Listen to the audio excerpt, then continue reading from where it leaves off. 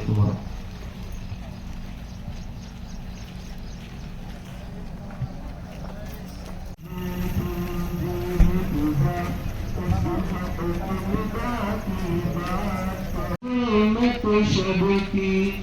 ورحمة भाई से भी गुजारिश है वो स्टेज पे तशरीफ लाएं। नबी सल्लल्लाहु अलैहि वसल्लम ने तादीबी कार्रवाई फरमाई उनके शान के मुताबिक। दुश्मन ने कोशिश की तो फौरन एक काफिर की तरफ से उन तीनों सहाबा इकराम को खत आता है या उनमें से किसी मुसलमानों ने जिन चीजों के ऊपर रिसर्च किए थे सारी दुनिया आज भी मुसलमानों की मोहताज है। आज भी हिस्टोरी जानने वाले मुसलमानों की तारीफ करते हैं, मुसलमानों की क़ियादत और लीडरशिप को मानते हैं। सल्लल्लाहु अलैहि वसल्लम की हदीस की मुखालिफत कर रहे हैं, अल्लाह के सामने जाकर जवाब देना होगा। जो लोग कहते हैं सियासत से हमारा कोई लेना देना नहीं, सियासत में जाने की कोई जरूरत नहीं, अल्लाह के पास ये जवाब देंगे। आज जितने मुसलमान मासूम जेलों में रो रहे हैं, जेलों में फंसे हैं, मजलूम जो लोग तड़प रहे हैं, उन लोगों की बद्दुआ लगेगी। अल्लाह पाक कल पूछेगा, हमने तुम्हें अपना खलीफा बनाकर दुनिया में भेजा, हमने मोहम्मदुर रसूलुल्लाह को कायद बनाकर दुनिया में भेजा। मोहम्मदुर रसूलुल्लाह अबू बकर जैसे लीडर को तैयार कर दिए, उमर जैसे लीडर को तैयार किए, उस्मान जैसे लीडर को तैयार किए, अली जैसे खलीफा को तैयार किए। तुम उनको देखने के बाद भी उनकी इक़्तिदा क्यों नहीं की? उनको तुमने लीडर क्यों नहीं माना? उनकी ताबेदारी तुमने क्यों नहीं की? अल्लाह पाक सवाल करेगा कल क़यामत वाले। हम उस रमज़ान के महीने की कदर करना है और उसको सही अंदाज से और वक्त को ज़ाया किए बगैर गुजारना है, उसके बारे में तफसीली बात हो चुकी है। और इसी तरह से मुसलमानों के जो मसाइल हैं उन मसाइल के एतबार से अभी हमारे सामने बात आई है। उन्हीं में से एक बात यह है कि अल्लाह ताला कुरान पाक में इरशाद फरमाते हैं, ऐ मुसलमानों, जो कुछ भी तकलीफ़ और मुसीबत तुमको आती है वो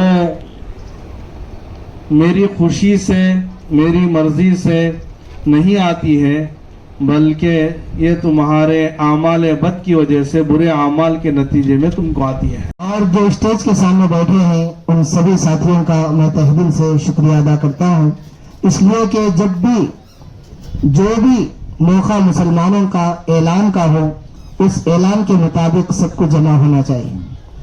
यह आदत सबके लिए अच्छी और बेहतर है, क्योंकि एक मौका ऐसा भी आता है जैसे आज दावत खाने के लिए, अच्छी बातों को सुनने के लिए जमा हुए हैं, तो कल को किसी मुसीबत को हल करने के लिए भी हमको जमा होना पड़ेगा। इस वास्ते हमारी कौम के अंदर ये आदत होना चाहिए कि जब भी जौन सा भी जलसा हो या इज्तिमा हो, जो भी है मुसलमानों का कोई भी मसला हो, तो उस पर जमा होने की हमारे अंदर एक आदत होनी चाहिए।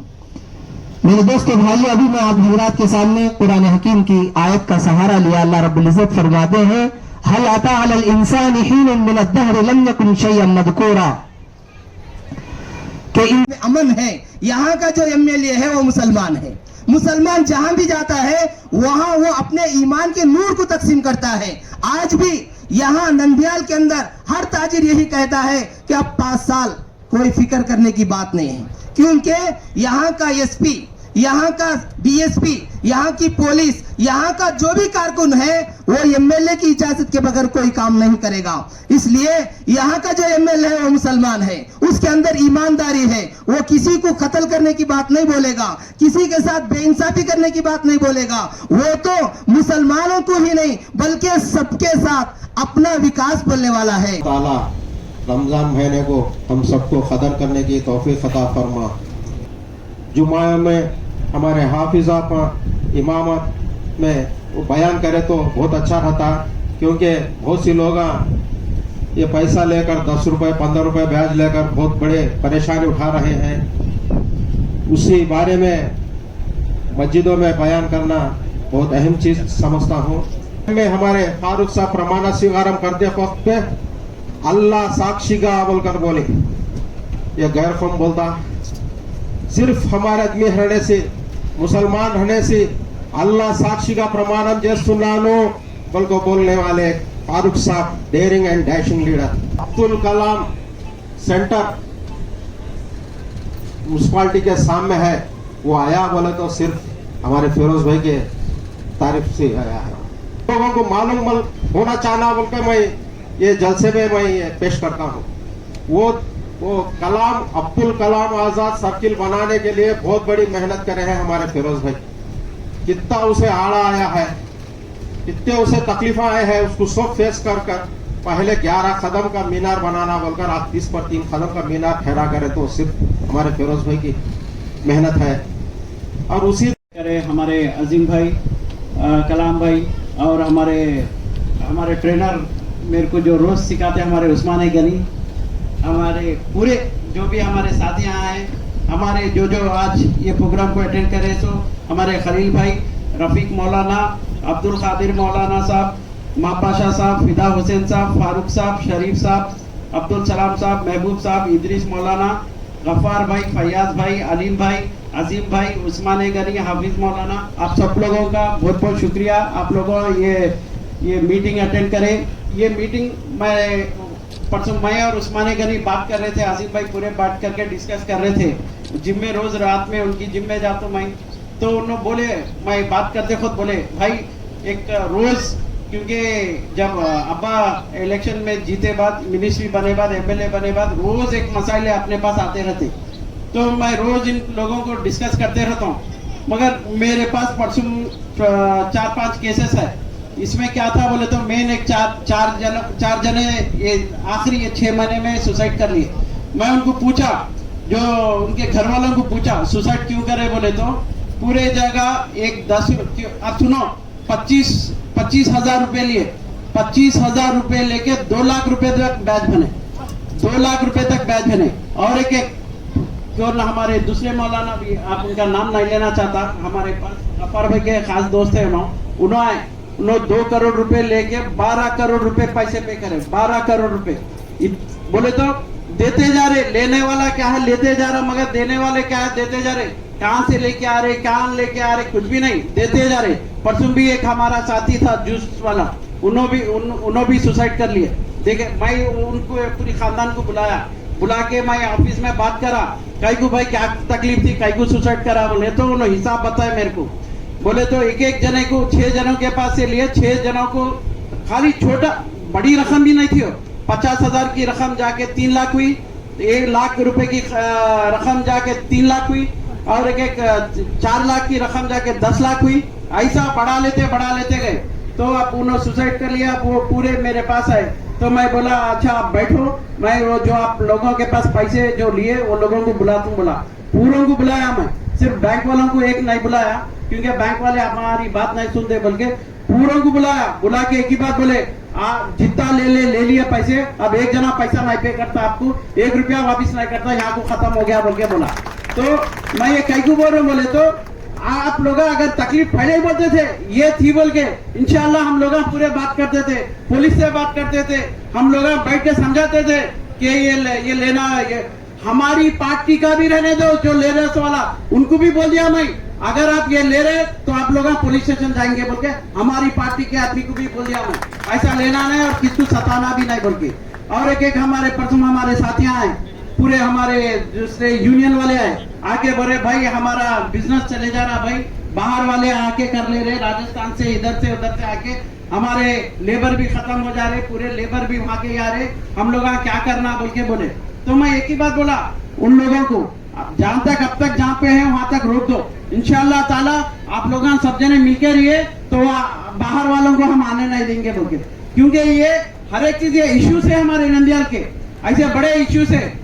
और आपको मैं बोलना चाहता हूँ, अब पूरे मौलाना, पूरे रफी मौलाना, हमारे माबाशा मौलाना है, तो इनके बारे में बोलना चाहता हूँ। जब हमारे अब्बा को लास्ट ईयर जब 2023 में जब टिकट मिली, चंद्रबाबू नायडू साहब बोला फारूक साहब को यहाँ पे नंदियाल टिकट मिली बोल के, तो बहुत जने बोले अरे कहां जीता, अरे भाई फारूक बोल के बोले नहीं बोले, बहुत जने बोले मेरे को आके।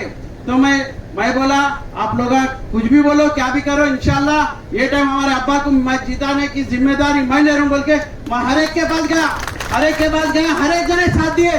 क्योंकि आज आप देखो 4 बार एमएलए नंदियाल के, 4 बार मिनिस्टर, 1 बार एमएलसी, फिर वहां पे भी मिनिस्टर। मैं समझता हूँ ऐसा मौका अल्लाह मियां किसको भी नहीं दिया।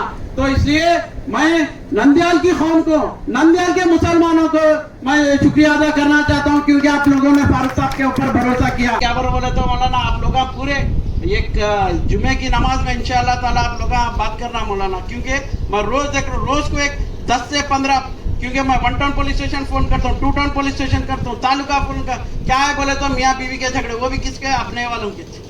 इसके ये बहुत ज्यादा हो गए नंदियाल में। और एक हमारे बच्चे रात में दवा मारते हैं, रात के 12 बजे मेरे को फोन करते हैं, भाई मेरी गाड़ी पकड़ लिया, भाई जरा बोलो पुलिस वालों को बोलते, मैं दवा मार रहा है पुलिस। आजकल एक्सीडेंट का केस भी सबसे ज्यादा कहाँ है नंदियाल। और सबसे ज्यादा मैं सबसे अहम हिस्सा क्या बोलते हैं, अहम जो बोलना चाह रहा हूँ क्या है बोले तो आज हमारे जितने भी हमारे आदमियां यहाँ पे भी रहने दो, हमारे पूरे जितने भी नंदियाल में हमारे मेन आदमियों के प्रॉपर्टीज है, मगर पेपर हमारे पास नहीं है, गैरों के पास है। हमारे जमीना कब्जा हो जा रहे। आपको मालूम है नंदियाल में सबसे ज्यादा कब्जा बाहर वाले आके हमारे जमीन, आपकी जमीन खाली नाम को दिख रही बन के उसके पेपर आकर गायब हो जा रहे। ये किस्से भी बहुत ज्यादा है। तो मैं ये क्या बोलूं बोले तो ये कई को आप लोगों को बोलना चाह रहा हूँ बोले तो मैं वहां पे रह के देख रहा हूँ ये जो किस्से अपने आदमियों के। तो इसलिए मैं बोल रहा हूँ ऐसे बहुत बोले तो बहुत से ज्यादा इश्यूज है हमारे नंदियाल के। तो मैं बोल रहा हूँ हम एक टीम बना के रखेंगे इंशाअल्लाह ताला। आप लोग नौजवान बच्चे आ सकते हैं, भैया अपन मिलके ऐसा करेंगे बोलो इंशाअल्लाह ताला अपन जरूर करेंगे। आपको मैं बोल रहा हूँ, फिर अभी भी बोल रहा हूँ, आपको आपकी कुछ भी ये रंदो इंशाल्लाह मेरे को फोन करो, मेरा नंबर टोल फ्री नंबर ही समझ रहा हूँ इंशाल्लाह ताला। कोई भी मसला रंदे आप मेरे को फोन करके बोल सकते। अगर आपको कोई भी सता रहा, मेरे को उन इंटरेस्ट ज्यादा ले रहा हूँ, अगर ये करा बोले तो मेरे को बोलो, 100% मैं आपको काम करता हूँ। क्योंकि मैं आपको इलेक्शन के टाइम पे आपको जवाब दिया, मैं रहता हूँ, मैं काम करता हूँ आपके लिए।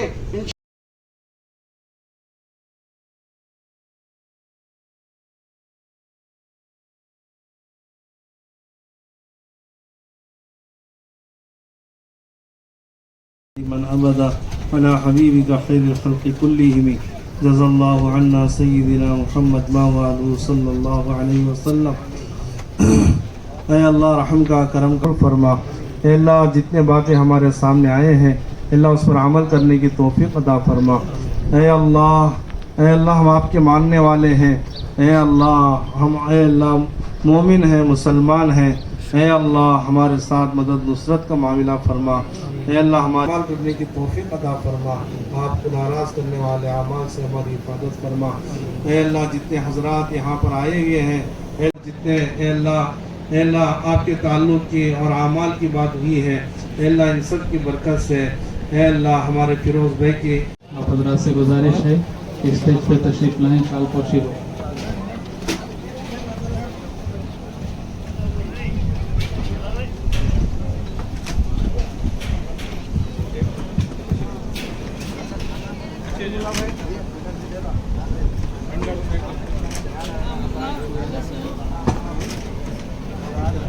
చిన్నగా